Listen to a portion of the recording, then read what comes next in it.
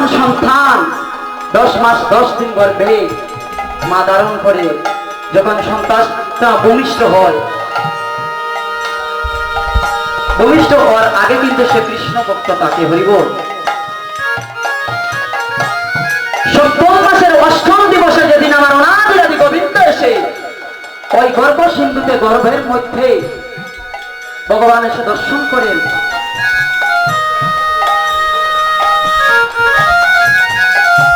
যখন আমার ভগবান দর্শন করে, ভগবান এসে সেই গর্ভের মধ্যে আমাদেরকে দেখা দেন, তখন গোবিন্দকে আমরা বলেছিলাম, হে গোবিন্দ,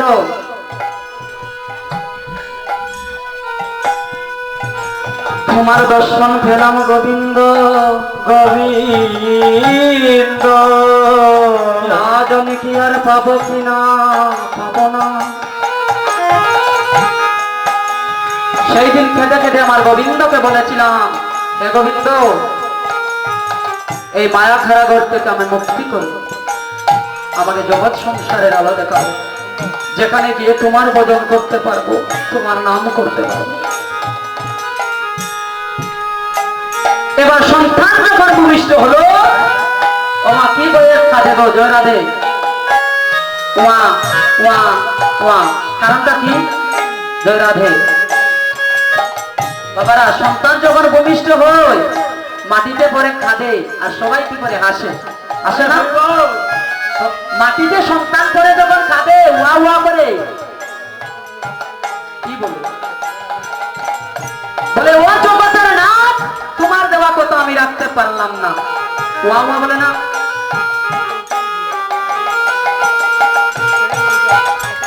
যে হে জগতের নাথ, মাতৃ গর্ভে যে তোমাকে যে কথা দিয়েছিলাম গোবিন্দ, আমি সেই কথা রাখতে পারলাম। আমি যখন জগতের মাজারে এসে আমার মা বাবা ভাই বোন সবাইকে দেখি, আমি মায়ার দাস হয়ে পড়লাম। আমি দেখলে এই ধর্ম সিন্ধু দেখলাম গোবিন্দ, গোবিন্দ, সেই দিন তোমার দর্শন পেয়েছিলাম, কিন্তু আমি যে এই গর্ভ সিন্ধু বেদ করে যখন ভূমিষ্ঠ হলো, আমি তো মায়ের দাস হয়ে গেলাম গোবিন্দ। গোবিন্দ, তোমার কথা আমি আর রাখতে পারলাম না, পারলাম না। এবার আমার গোবিন্দ বলছেন, হে বস,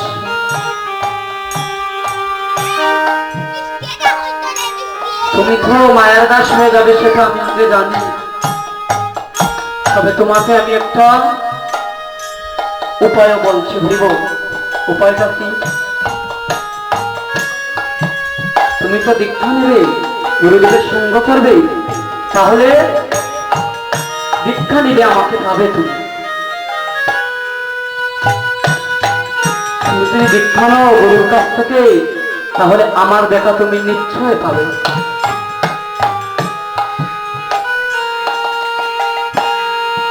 আমরা তো মা সন্তান জন্মের পরে মুখে কি দেন? মধু দেন, মধু দেন। ও মায়েরা, আপনারা তো বলতে পারবেন গো, সন্তান জন্মের পর কি দেন? মুখে কি দেন? মধু দেন। শাস্ত্র বললো মধু দেবেন না, কি দেবেন? কৃষ্ণ নামের মধু দেবেন। আমাদের জন্ম থেকে দেখবেন 3 বার আমাদের পূর্ণমূল্যে নাম শোনাতে হয়। প্রথম কি? জন্মের পরে যখন সন্তান ভূমিষ্ঠ হবে, তখন তার 2 কর্ণে মধুর কৃষ্ণ নাম শ্রবণ করবে।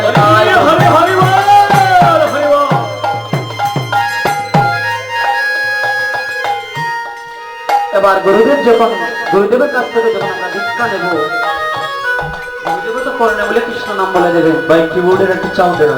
আমরা যখন মৃত্যুর কোলে চলে যাব, সবাই আমাদের শেষ হয়ে যাবে, যেদিন ওপার থেকে আমি সেই পারে চলে যাব,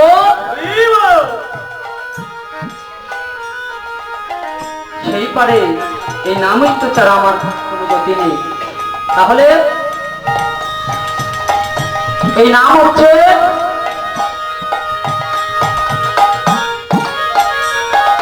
জীবনের সার। এবার যখন আমার প্রাণ কৃষ্ণ গোবিন্দ বললেন, হে বৎস, আমি জানি তুমি ওটা পারবে না। কেন? তুমি যে মায়ার দাস হয়ে পড়েছ। তুমি যে মায়ার দাস হয়ে পড়েছ। কারণ এই ব্রহ্মাণ্ডে যে আসে এই পৃথিবীতে, সে কিন্তু মায়ার দাস হয়ে পড়ে থাকে।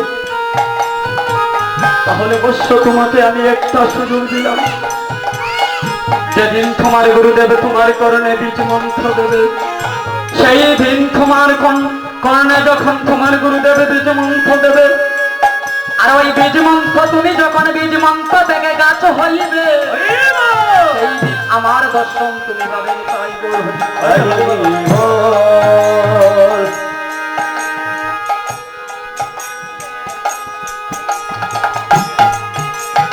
সেই দিন আমার দর্শন পাবে।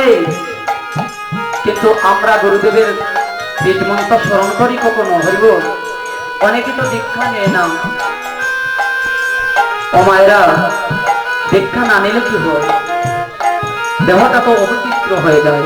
গোবিন্দের সেবায় এক গ্লাস জল দিতে পারবেন না, গোবিন্দের শ্রীচরণের পুষ্প পর্যন্ত নিবেদন করতে পারবেন না।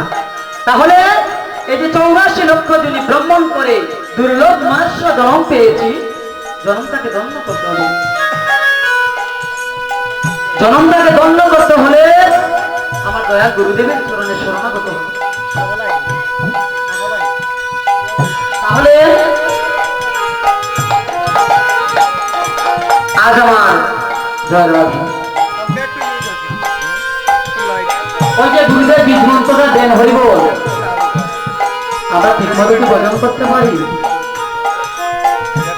গুরুদেব যে বীজ মন্ত্রটা আমাদেরকে দেন, সেই বীজ মন্ত্রকে আমরা অক্ষর অক্ষরে পালন করতে পারি? হরিবল, যদি আমরা অক্ষর অক্ষরে সেই বীজ মন্ত্র পালন করতে পারতাম, শ্রবণ করতে পারতাম, তাহলে গোবিন্দ আমাদেরকে দর্শন দিতেন। হরিবল, শাস্ত্রে বলেছে না, ওই যে আশার মধ্যে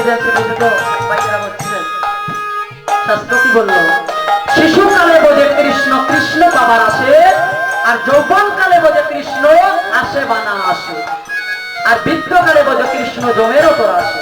তাহলে বৃদ্ধকালে তো গোবিন্দ আমার 30 বছর হয়ে গিয়েছে, আমাকে এবার বিদায় দাও, আমাকে নিয়ে যাও, কারণ চোখের বালি হয়ে যাবে সবাই। যে সন্তানের জন্য আপনি মাতার গাম পায়ে ফেললেন, ওই সন্তান আপনাকে বৃদ্ধকালে বলবেন, যখন আপনার 30 বছর হয়ে যাবে, সন্তান আর ভালোবাসবেন। তাহলে কিসের জন্য এই ব্রহ্মাণ্ডে আমরা আসলাম, আর কিসের জন্য ছেলে পুত্র এসব করলাম? ওই যে বব পারে আমার গোবিন্দ তার কেউ নাই।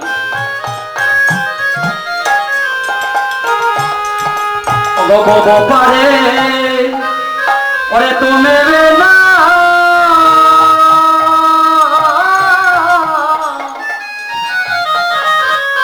গুরু আর তো বান্ধব নাই গো,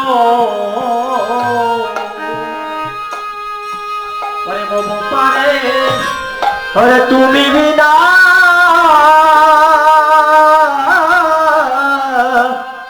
ওরে আর তো বান্ধব নাই গো,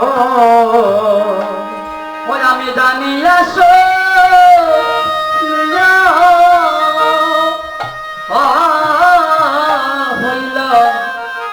হইলাম দাস গো, ও গুরু জানি আসো আমি জানি আসো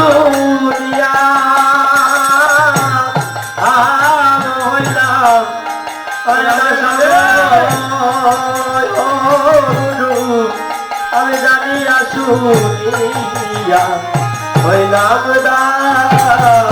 তুমি ওই চরণে দাস হইলাম, ওই চরণে দাস হইলাম, ওই চরণে দাস হইলাম, ওই চরণে দাস হইলাম, আমি মায়ার দাস হইয়া গেলাম।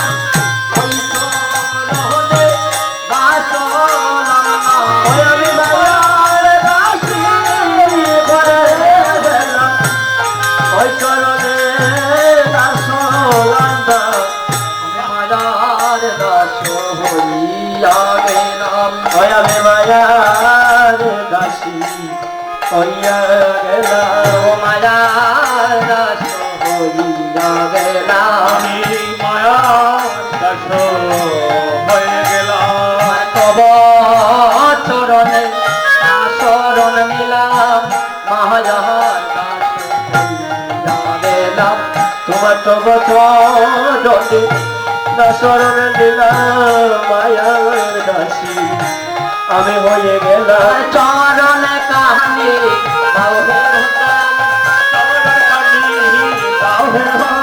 চরণ কাহানি